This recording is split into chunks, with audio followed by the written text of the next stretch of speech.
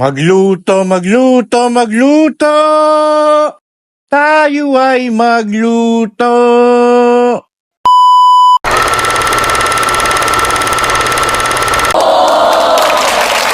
Hey, good morning, good morning! Hello!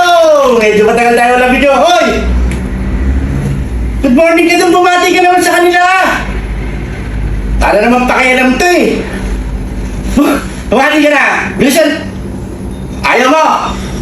Ayaw mo!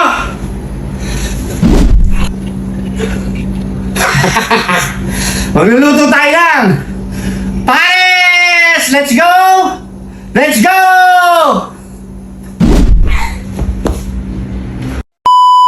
Okay, beef pares with bone marrow. Kailangan natin siyempre ng baka, yung bone marrow, no? Kailangan natin ng cornstarch kung gusto nyong malapot yung sabaw. Luya, bawang, sibuyas, daon ng sibuyas, star anise, asin, asukal na pula, pamintang durog, oyster sauce, at saka toyo. Hahay! Okay, unang-una na, hiwain muna natin yung ating mga baka sa gusto nyong laki. Tandaan nyo, against the grain. Hindi totoo Pagka kayo yan. naghiwa ng baka para malambot. Ibig sabihin, kontra dun sa, ano man tawag doon? Basta dun sa guhit-guhit ng baka, sa grain nga eh. So okay, pagkatapos yan, dahil social ako, may peeler ako, pinilar ko yung aking luya at tatadtarin ko yan ng maliliit. Okay? Luya. Kasunod ng luya, pag natadtad nyo ng maliliit, sunod na natin yung ating sibuyas, okay? Pero, kung umabot ka sa video na ito, sa parte ng video na ito, siyempre, dapat nakashare ka na, nakalike ka na, nakasubscribe ka na, at nag-send ka ng stars. Okay, so tinadtad ko na nga yung sibuyas, no? Ayan. Wala akong pakialam kung gaano kalalaking sibuyas ang gusto ninyo. Okay, so ako ganyan, maninipis, maliliit, ibig sabihin. Tapos yung bawang, binuksan, pinitpit, binalatan, at saka tinadtad ng maliliit. Okay, isang tabi muna natin yan. Sa isang pressure cooker, naglagay ako ng mantika. Okay? Tapos nilagay ko na yung aking sibuyas at luya. Walang bawang ha. Tandaan nyo, sibuyas at luya. Walang aswang, walang bawang. Okay, pagluto na yung ating sibuyas at luya, nilagay ko na yung aking baka. Tapos isisil nyo lang ng konti yan.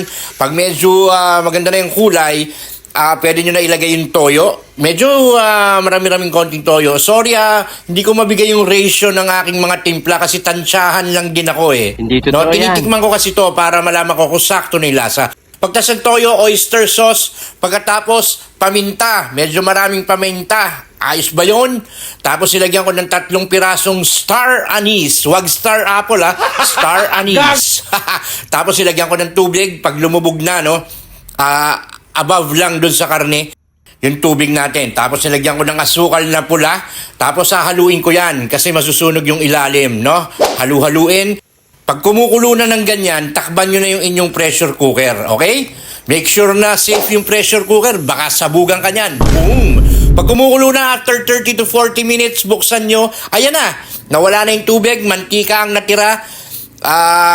Napakasarap. Tikman nyo kung kailangan yung i-adjust, yung alat, yung tamis, i-adjust nyo, okay? Sa isang banda, nagpirito ako ng bawang. Ito na nga yung tinadtad natin kanina.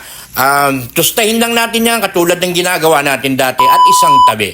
Okay, tapos yung pinagpirituhan ng bawang, inibabaw ko yan dun sa aking bone marrow para maglasang bawang at ipinasok ko na nga sa oven toaster.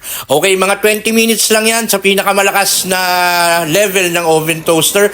At saka ako, binlow torch. Ayan tinorch ko. Yung sarap, tol. Tingnan nyo, nakikita nyo ba? Okay, napakasarap niyan. Kung wala kayong blowtorch, blowtorch, okay na yun sa oven. Okay, tapos ngayon, magsasangag ako dun sa pinagpirituhan din ng bawang kanina na mantika.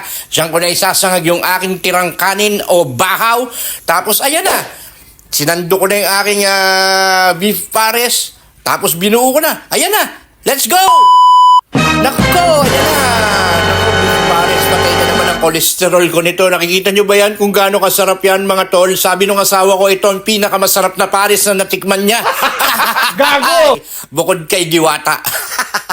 Okay, ito napakasarap talaga. Nakikita niyo yung kanin. Naku, grabe. Tapos yung manti-mantika dun sa sarsa ng pares. Tapos yung bone marrow, napakatamis. Ewan ko na lang kung paano ko pipigilin yun sa sarili kong pagkain ito. Okay, bye-bye! Okay ba yun? Yan ang version ko ng beef pares. Kung hindi kayo ganyan mag-beef pares, wala kayong pakialam. Biro lang. May kanya-kanya tayong version. So, yan yung akin. Kung gusto nyo, gayahin nyo. Masapakasarap yung bone marrow niyan. Tamis. Ang sarap. Malambot na rin yung baka. So, sakto-sakto. Till next video, let's go. Let's go! Bye-bye!